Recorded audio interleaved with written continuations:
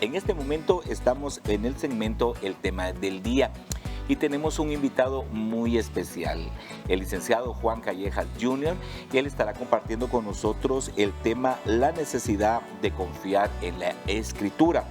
Recuérdense que el 31 de octubre conmemoramos la reforma de la iglesia y creo que el tema de hoy tiene mucho que ver con eso. Licenciado, muy buenos días, que el Señor le bendiga. Muchísimas gracias por la invitación, por la confianza y pues aquí estamos para platicar y para servirles. Qué bendición. Cuando hablamos acerca de la Escritura, licenciado, a veces uno equivoca las cosas por no tener bien claro qué es una cosa y qué no es otra cosa. ¿Qué podríamos hablar de qué es la Escritura y qué no es la sola Escritura? Ok. Bueno, lo que nos reúne hoy es una de las famosas 5 solas de la Reforma, ¿no? La sola Escritura o solo la Escritura, que está dentro de estos pilares, digamos, de la filosofía de la Reforma, de lo que nos hace ser reformados, lo que nos hace ser protestantes. La motivación de afirmar solo la Escritura es la motivación de poder regresar a la base del texto bíblico para poder orientar y guiar nuestra vida cristiana, el quehacer de la iglesia, la forma en que vemos el mundo, la forma en que abordamos los problemas, la forma en que anunciamos el Evangelio, la forma en que presentamos a Dios a las personas. Entonces decir solo la Escritura es afirmar la autoridad final del texto bíblico de la Escritura sobre todas las cosas que tienen que ver relativo a la fe y a la vida cristiana, ¿no? Todo lo que tiene que ver con quién es Dios, sobre todo el carácter, la naturaleza de Dios, qué es el Evangelio y a partir de ahí las implicaciones que eso tiene para nuestra vida. Entonces nosotros vamos al texto y vamos a buscar ahí la verdad acerca de Dios. Eso es principalmente lo que hacemos.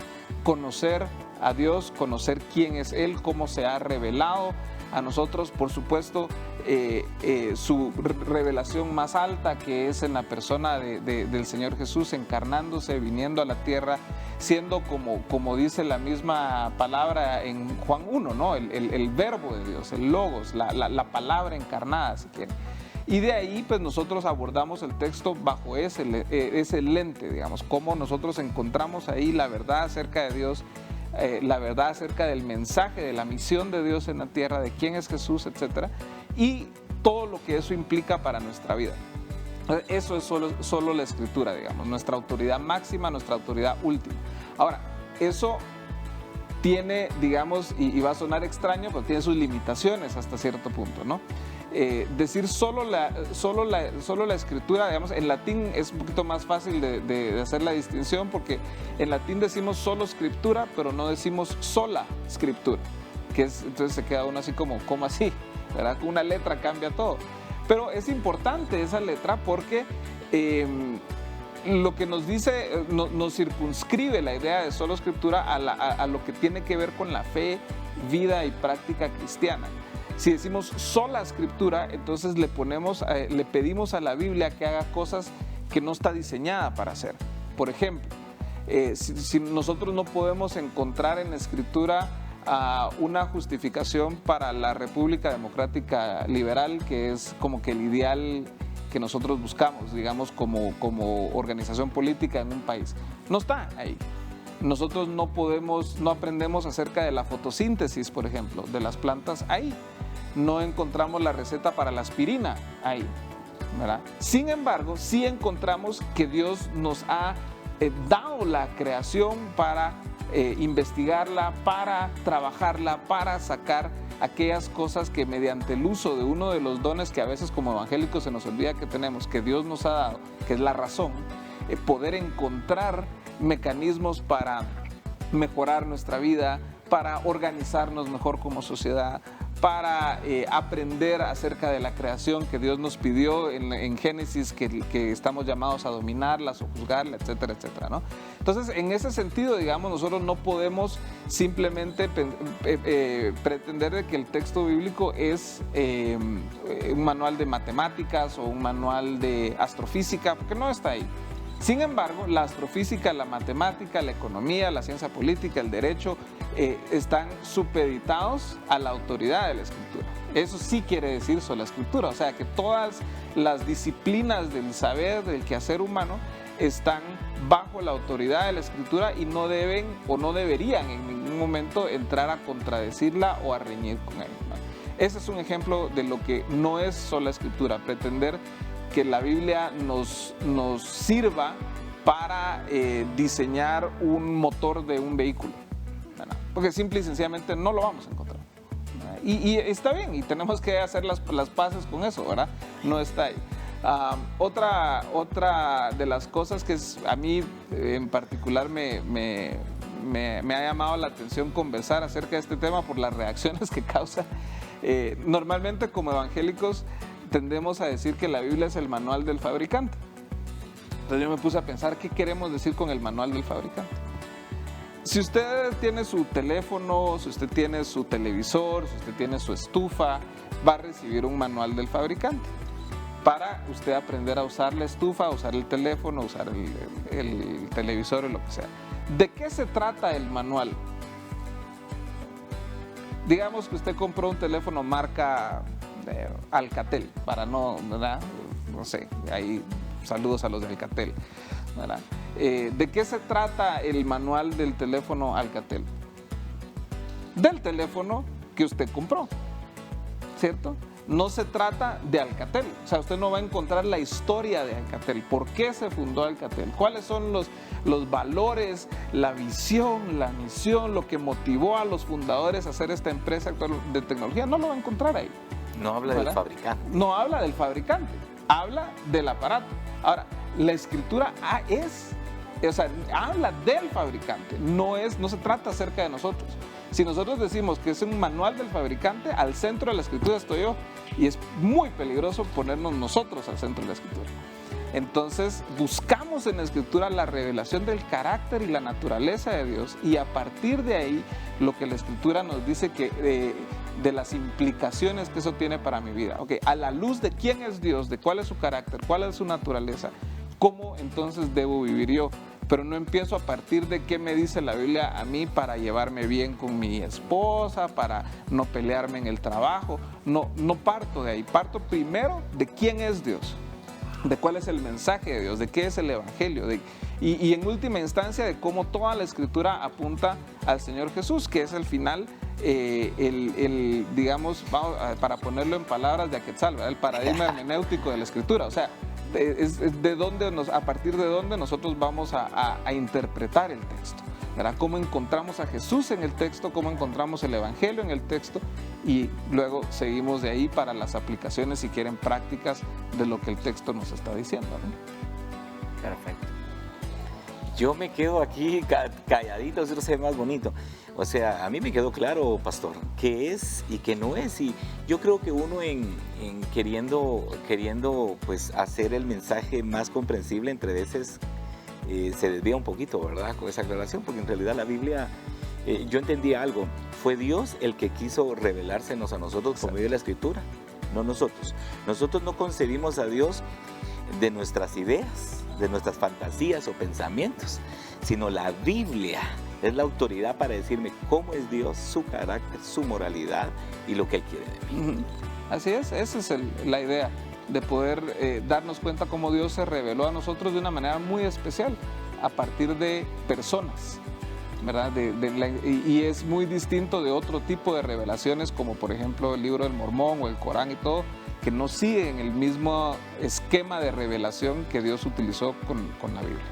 Amén. Pero usted ha escuchado los siguientes términos: la Biblia, palabra infalible. Es que la Biblia es infalible, ¿verdad? Y que el hombre es falible. ¿Qué significa eso? ¿Sabe usted el significado? ¿Qué es la inerrancia? ¿Qué es la inerrancia? Esos son los términos que desarrollará mi hermano. Adelante, siervo, para podernos ilustrar. Muchísimas gracias. Sí, esas son dos palabras muy importantes, sobre todo en estos tiempos donde cuestionar cualquier tipo de autoridad, sea institucional, sea académica, sea política, sea religiosa, pues es la norma, ¿no? Es la moda del día, queremos cuestionarlas a todas y nada es absoluto, todo es cambiante, etc., ¿no? nosotros como cristianos afirmamos estas dos ideas de la Biblia, que la Escritura, la palabra de Dios, es inspirada por Dios, es infalible y es inerrante. Y es bueno hacer la distinción porque pareciera que son sinónimos la palabra infalibilidad y la palabra inerrancia, pero cada una tiene una acepción muy particular. Cuando hablamos de la infalibilidad de la Escritura, hablamos de que la Escritura no se equivoca en lo que enseña. O sea, si nos enseña este es el Evangelio, este es el Evangelio. Si nos enseña esto es el diseño de Dios para la familia, este es el diseño de Dios para la familia. Si nos enseña acerca de esta es la manera en que hemos de perdonar, esta es la forma en que hemos de perdonar, ¿no? Entonces, en su enseñanza, la Biblia es infalible, no se equivoca en eso. Y la parte de la inerrancia de la Escritura, hablamos de que es inerrante en el sentido de que lo que nos dice es correcto siempre, en el sentido, por ejemplo, de tal ciudad a tal ciudad era tal distancia. Esa es la distancia, ¿verdad? En tal tiempo gobernó tal rey. Sí, en tal tiempo gobernó tal rey. ¿Verdad? Y en ese sentido podemos confiar en la Escritura también, de que los datos que nos da son exactos y las enseñanzas que nos da son exactas. Y eso es sumamente importante porque a veces podemos decir, sí, la Biblia, digamos, en cuanto a moral, en cuanto a fe está bien, pero se pudo haber equivocado en que dice que habían 10,000 caballos, en realidad habían 1,000. No, habían 10,000, si eso es lo que dice, ¿verdad? Y aquí es muy importante hacer una acotación muy necesaria también, de que, sobre todo en el tema de inerrancia, es muy importante decir que es inerrante en sus idiomas originales, ¿verdad? Porque nosotros lo que tenemos es una traducción ya muchos años después, con mucha distancia de cuando se escribieron los textos originales, pero si vamos y hacemos ese esfuerzo, y obviamente no todos estamos llamados a hacer ese esfuerzo de leer griego y leer hebreo y todo, eso es, cualquier estudiante de seminario ahorita se va a estar riendo de mí diciendo esto no es nada fácil hacerlo, ¿no? Pero en los idiomas originales el texto podemos afirmar su inerrancia. Ahora, con el paso del tiempo puede ser que haya habido algunas modificaciones que necesitamos nosotros corregir y tener la honestidad intelectual de corregirlos, ¿verdad? Les voy a dar, por ejemplo, cuando Martín Lutero se topó con el texto en Marcos, Marcos dice que el Señor Jesús regresa del desierto y empieza a predicar el Evangelio, ¿no? Y empieza a decir, el reino de los cielos se ha acercado, arrepiéntanse y crean en el Evangelio. Bueno, Lutero estaba acostumbrado a leer el texto en latín.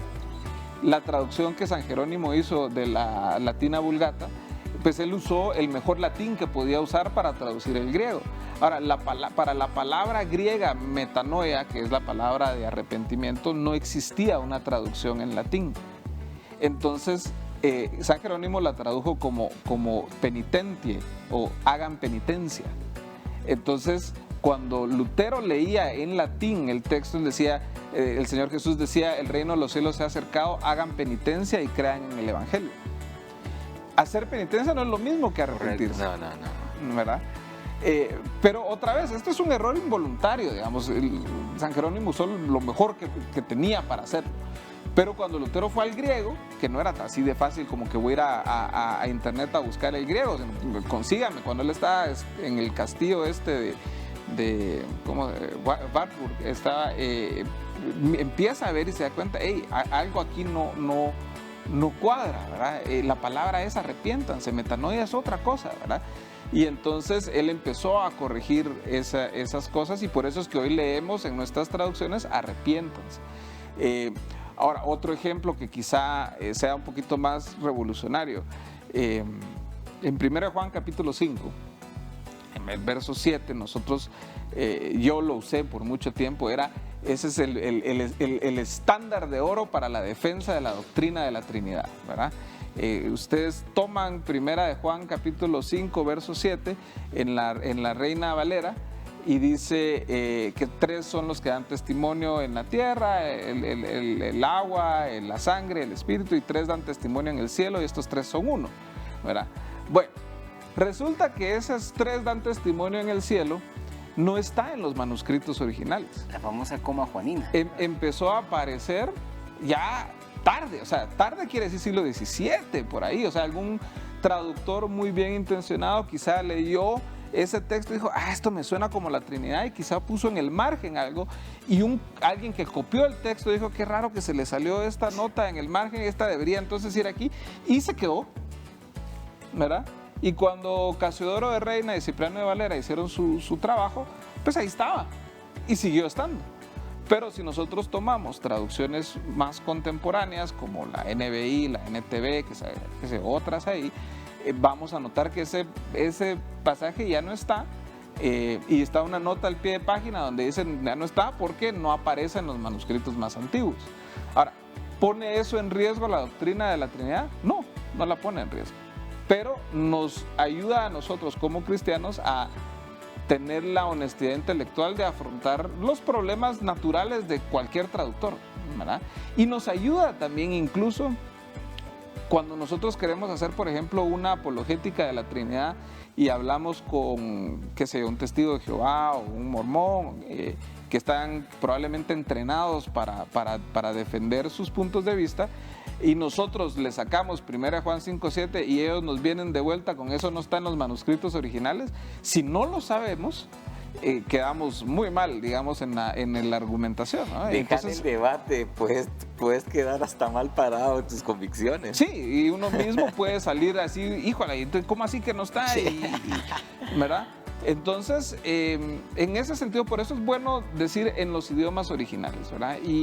Y darle muchísimas gracias a Dios porque en su gracia y en su providencia ha permitido que cada vez más tengamos más acceso a los textos originales, que cada vez más haya mejores esfuerzos para traducir la Biblia de mejor manera, y de manera más clara, de manera más entendible, de manera más accesible para las personas, y más fiel a lo que originalmente los autores del texto tenían como intención, ¿verdad?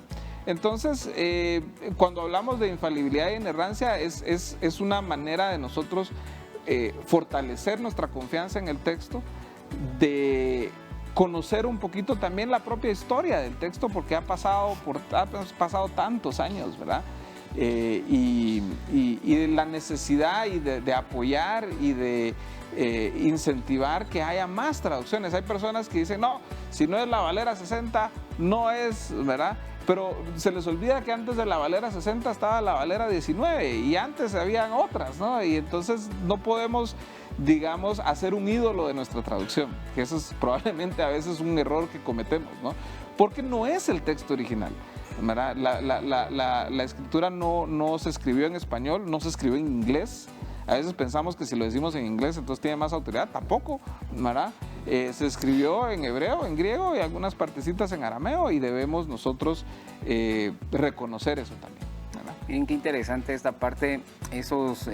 Ahorita me hizo recordar en el seminario el curso de crítica textual, ¿verdad? Porque por ejemplo, hablando de ese texto, dice, entonces la Trinidad no existe. No estamos diciendo eso. No solamente ese texto nos habla acerca de la Trinidad, por ejemplo, ¿verdad? Toda la Biblia nos habla acerca del Padre, el Hijo y el Espíritu Santo, y que son uno. El apóstol Pablo lo agarra en su teología. Y hermanos, esto solamente viene a fortalecer nuestra fe y a motivarnos para escudriñar.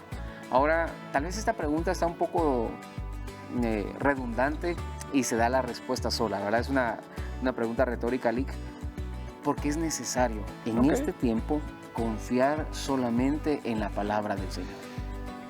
Hay varias razones importantes. Creo que una de las primeras, y que es una necesidad que pues nos urge atender como iglesia en Guatemala y posiblemente en América Latina también. Bueno, después del año pasado en Estados Unidos, tal vez allá también. Sí. Pero hay un analfabetismo bíblico terrible, o sea, que llora sangre, ¿no? En la iglesia. No hay palabras para describir lo trágico que es, ¿no? O sea, desde errores como la teología de la prosperidad, lo que yo le he llamado, una vez casi me echan de la iglesia por esto, pero yo les decía, miren, o sea, yo entiendo que ustedes, que nosotros hablemos de la sangre del Señor, yo entiendo que por sus llagas fuimos sanados y todo, pero ya dejen de usar la sangre del Señor como un fetiche, o sea, como un fetiche pagano, pues es brujería eso, ¿no? Decir, me curo con la sangre de Cristo es brujería, no hay ninguna justificación bíblica para encontrarlo, pero creemos que es bíblico y no lo es. Tenemos congregaciones que le dicen a las personas, leas la Biblia y no lea los periódicos. Tampoco nos ayuda. O tenemos unos que quieren interpretar la Biblia a la luz de los periódicos por una escatología ahí un poquito extraña, ¿verdad? La obsesión que tenemos en Guatemala por Israel es enfermiza. Y yo sé que eso me mete en líos, ¿verdad? Pero tenemos que corregir eso, ¿verdad? Tenemos que regresar a la Escritura, tenemos que de verdad darnos cuenta que la iglesia sufre por falta de palabra, ¿verdad? La teología de la prosperidad nos ha hecho pedazos por todos lados, ¿no? Ha roto familias, ha roto iglesias, cristianos que abandonan la fe, en fin. Entonces esa tragedia creo yo que es una que nos debe partir el corazón, que debemos nosotros arrepentirnos delante de Dios y seguir las palabras del Señor, ¿no? Arrepintámonos y creamos en el Evangelio y vamos de regreso al texto y confiemos que el texto es suficiente, que esa es otra de las palabras claves cuando hablamos de la Biblia, ¿no? Que no solo es inerrante e infalible, sino que es suficiente. A veces queremos adornarla, queremos hacerla cool, no necesitamos muchos adornos. No hay forma alguna de hacer cool la Biblia en el mundo actual, no existe forma alguna. Pero, como dependemos del Espíritu Santo, como no somos nosotros, como la gracia de Dios sigue actuando y el Espíritu sigue obrando, podemos confiar que si proclamamos la palabra de Jesús correctamente, enseñamos todo el consejo de Dios a partir del texto, las vidas pueden ser transformadas por obra y gracia del Espíritu Santo, literalmente. Entonces creo que ahí tenemos que corregir eso. Tenemos que sanar nuestra relación entre la fe y la razón, y creo que la Escritura nos ayuda a eso. Necesitamos corregir a ratos un exceso, lo que algunos le llaman biblicismo, ¿no? O sea, que es una idolatría del texto que otra vez nos hace no ver la realidad, no ver las circunstancias que están pasando y no llevarla a aplicar, porque entonces nos encerramos en nuestras trincheras, en nuestras tribus y no salimos afuera a proclamar el mensaje. Entonces necesitamos recuperarlo, necesitamos tomar en serio de que la sola Escritura no es un mensaje para recordarnos cada octubre, porque llevamos 4 años recordándonos que fuimos reformados, ¿verdad? Por 500 años se nos olvidó hasta que se puso de moda porque eran los 500 años, pero ahorita llevamos 4 años recordándonos y necesitamos recuperar el valor y el amor y la pasión por entender, proclamar, leer el texto en casa, en la iglesia, que a veces, y eso es curioso, leamos la Biblia en la iglesia, ¿y cómo así? Pero no la leemos siempre. Examine prédicas que usted mira en la tele muchas veces y todo, muchas son de anécdotas personales y son mensajes motivacionales, no son del texto. La predicación expositiva sigue siendo necesaria, y predicación expositiva quiere decir ir por la palabra verso por verso y abriéndola, dividiéndola correctamente, como dicen, ¿no? Mostrándole a las personas lo que dice. Entonces, es un escenario difícil el que enfrentamos. Lamentablemente Guatemala tiene su propio problema de analfabetismo funcional ya de entrada, ¿verdad? Pero la Biblia ha sido una herramienta tan importante para alfabetizar. Tenemos, gracias a Dios, tantas traducciones tan buenas que el lenguaje actual, que en los idiomas de los pueblos indígenas tenemos tantas traducciones tan valiosas que es una tristeza ver que las desaprovechamos, ¿no? Hoy en día usted puede comprar una Biblia en un supermercado. Quizá no falte mucho tiempo para que eso ya no se pueda hacer. Entonces no la tomemos por sentado, ¿verdad? Recuperemos la confianza en el texto, anclemos nuestra visión y nuestra fe cristiana en el texto. Nosotros en una iglesia que tuve el privilegio de servir por varios años y que ayudé a plantar, teníamos una frase que creo yo que sigue siendo importante hoy, incluso para uno cuando enseña, para los pastores en general. nosotros enseñamos lo que la Biblia dice, decía, ¿no? Si la Biblia lo permite, por supuesto. Si la Biblia lo prohíbe, por supuesto está prohibido. Pero si la Biblia no dice nada, es una cuestión de conciencia. Y necesitamos empezar a hacer eso, regresar a eso, porque a veces confundimos el predicar la Biblia con predicar mis reglas como pastor o como líder. No haga, no diga, no ponga, no baile, no vea, no... Y nada de eso está en la Escritura. No coma. No coma, ¿verdad? Nada de eso está en la Escritura. Y entonces empezamos a imponer tradiciones humanas, reglas humanas al texto.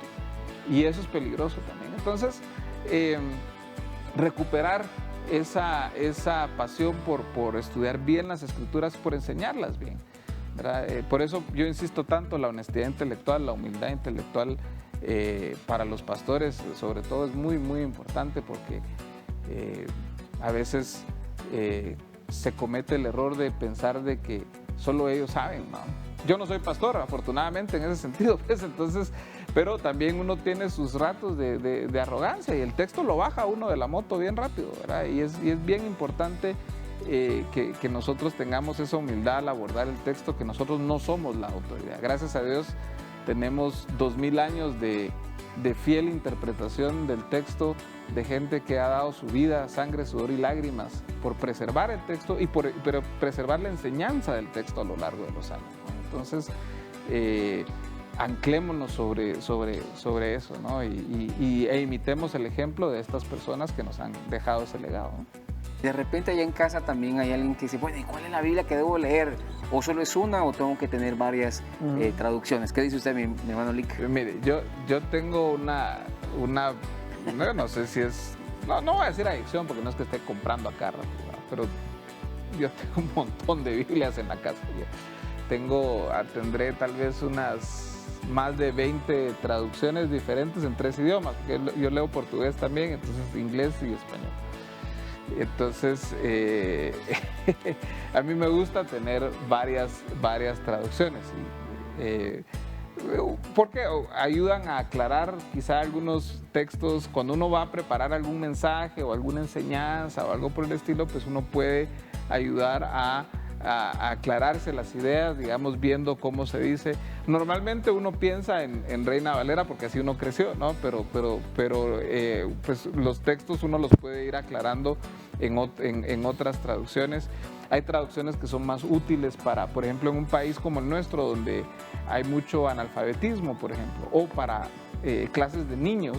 Hay traducciones diseñadas para la transmisión oral, como la traducción al lenguaje actual, que es más comprensible al oído, ¿verdad? Entonces, ok, qué interesante esa herramienta y esa opción para usar. Y por eso es que creo que es importante, ¿no? Ahora, ¿tenemos que tener todos un montón de traducciones en casa? No. Tenemos que... Pero yo sí creo, ahí tal vez yo sí haría una recomendación de que estamos en un mundo, en un contexto de comunicación muy distinto, ¿ya? El lenguaje del español, digamos, del siglo de oro español ya no se usa. Y si queremos comunicar en un mundo de comunicación instantánea, de redes sociales, de memes, de cuestiones así, pues es bueno tener al alcance alguna herramienta, alguna traducción que sea más sencilla para ese tipo de comunicación. Por supuesto, la Reina Valera va a ser creo yo, va a seguir siendo todavía por mucho tiempo el estándar, que curiosamente, como dato curioso, es anterior a la King James, que es la versión en inglés o la traducción en inglés que muchos, digamos, dicen esa es la mejor traducción, pero la Biblia del Oso es anterior, es 1569, si no estoy mal, y la King James es 1611, entonces ahí ganaron los españoles, ¿verdad?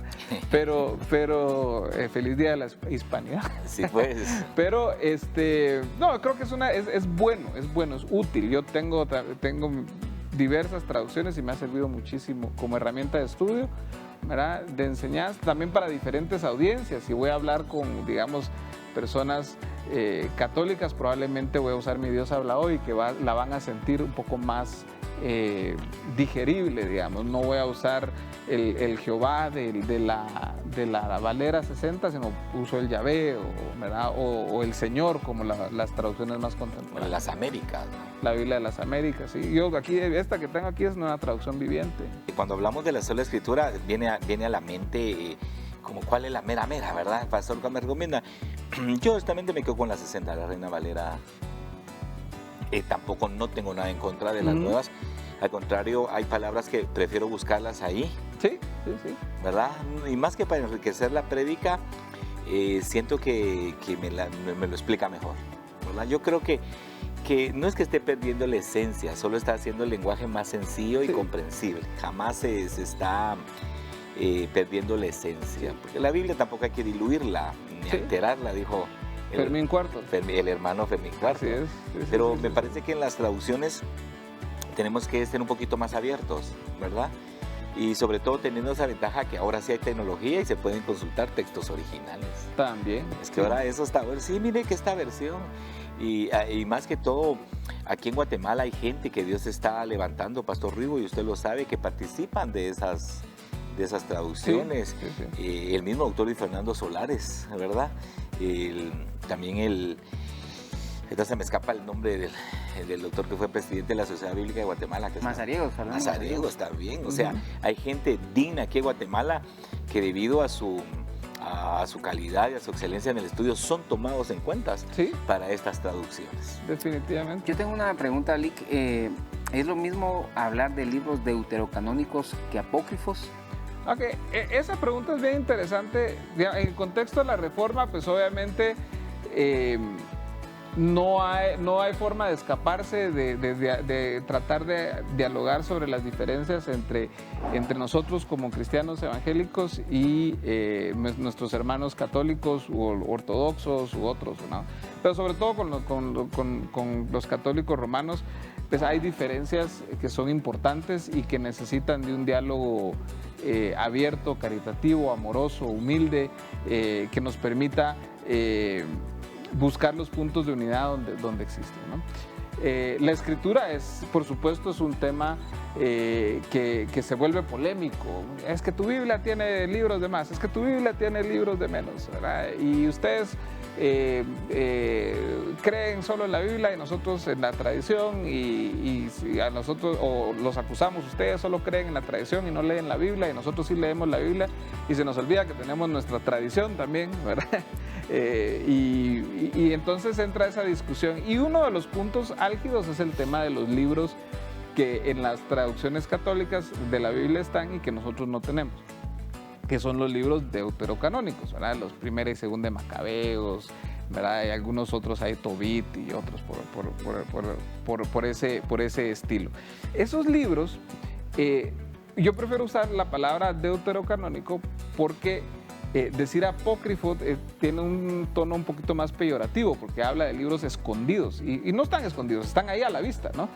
Y son libros que incluso los mismos reformadores usaron. No es extraño ver a Martín Lutero citar Eclesiástico, por ejemplo, a Calvino también citar ese tipo de libros, ¿no? Y que los usaban, pero los usaban con la salvedad con la que Jerónimo, cuando tradujo la Latina Vulgata, los usó. Él, cuando hizo la traducción de la Latina Vulgata, él fue muy cuidadoso en poner que estos libros eran libros de la iglesia y no necesariamente libros del canon bíblico, sino eran libros de la iglesia. ¿Por qué? Porque estos libros del Antiguo Testamento que no están en nuestra traducción, en nuestras traducciones evangélicas, digamos, están en la traducción griega del Antiguo Testamento, la famosa Septuaginta, que son libros que les sirvieron a los judíos que vivían fuera de Israel, que vivían en la diáspora, ¿verdad? Que les ayudaban a ellos a tener una conexión con su cultura, con su pueblo, con su religión, con su Dios, y que fueron libros muy útiles para ellos en esa época. De hecho, si no estoy mal, es en el Evangelio de Lucas, que es curioso, que menciona que Jesús bajó a Jerusalén a celebrar la fiesta de las luces. ¿Cuál es esa fiesta de las luces? Es Hanukkah. ¿Y dónde sacamos la historia de Hanukkah? De Primera de Macabeos. que es un texto del deuterocanónico, de la batalla de los macabeos contra la invasión y que solo una lámpara no se le acabó el aceite milagrosamente en el templo. Esa es la fiesta de Hanukkah. ¿Y dónde encontramos esa narrativa? En Primera de Macabeos, ¿verdad? Entonces, esos textos, aunque no son canon para nosotros, aunque no son infalibles, no son inerrantes, tienen algunas cuestiones ahí cuestionables. No sé si es Primera o Segunda de Macabeos, que termina de una forma muy simpática, donde dice, pues hice lo mejor que pude en escribir este libro, si me equivoqué, perdónenme, pero ahí está. Es bien simpático, pero creo que no debemos nosotros simplemente ni descartarlos de tajo ni atacar a los católicos porque tienen esos libros ahí, simplemente tener claro nosotros en nuestro corazón que no son canon. Ahora, libros apócrifos, gnósticos, que ya son posteriores al Nuevo Testamento, el Evangelio de Judas, el Protoevangelio de Santiago, el Apocalipsis de Pedro, el Apocalipsis de Moisés, ahí sí ya hay... No, ahí sí no entramos porque eso sí no son libros que responden a ninguna clase de ortodoxia cristiana, ¿verdad? Pero los deuterocanónicos pues ahí están y tenemos nosotros que por lo menos ponerlos en el contexto correcto. ¿Nunca los vamos a tomar como canon? No. ¿Nos va a pasar algo si los leemos? Tampoco. No, ¿verdad? O sea, si usted quiere leer la historia de Hanukkah, búsquese su traducción católica y lea Primera de Macabeos y ahí va a estar, ¿verdad? Lico, una pregunta, ¿y por qué no fueron tomados en cuenta esos libros? Precisamente porque no compartían con algunos de los criterios importantes. Sobre todo del Antiguo Testamento, el criterio más importante era que estuviera en el texto hebreo, ¿verdad? Y que hubiese sido usado por los judíos. Los judíos no los usan esos libros como parte de su canon, no está en las Torás modernas, digamos, no está. Entonces, esos libros en particular no forman parte del Antiguo Testamento, ¿verdad? De la ley mosaica, de los libros de sabiduría, de los profetas. Son libros históricos muchos. Otros, por ejemplo, si no se llama Tobit, es una obra de ficción. O sea, es como una historia, pues, que es con una moraleja, que entonces no encaja dentro de los géneros literarios que están en el resto de la Biblia, porque ninguno de los otros libros de la Biblia son ficticios, ¿verdad? Entonces no fueron tomados en cuenta, por eso el pueblo judío en Israel nunca no los usó, no aparecen en las traducciones hebreas.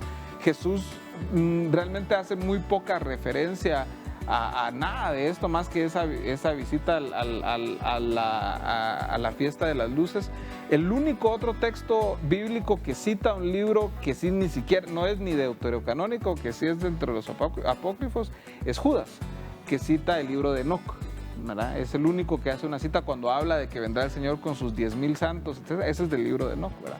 Pero, digamos, lo que dice Judas del libro de Enoc, sí para nosotros es infalible, inerrante y palabra de Dios, pero eso no quiere decir que todo el libro de Judas, el libro de Enoc, sea palabra de Dios, ¿verdad? Pero eso ya ni siquiera entra dentro del canon deuterocanónico, ¿verdad? Muchísimas gracias, Lick. Le agradecemos mucho su participación, de verdad muy enriquecedora.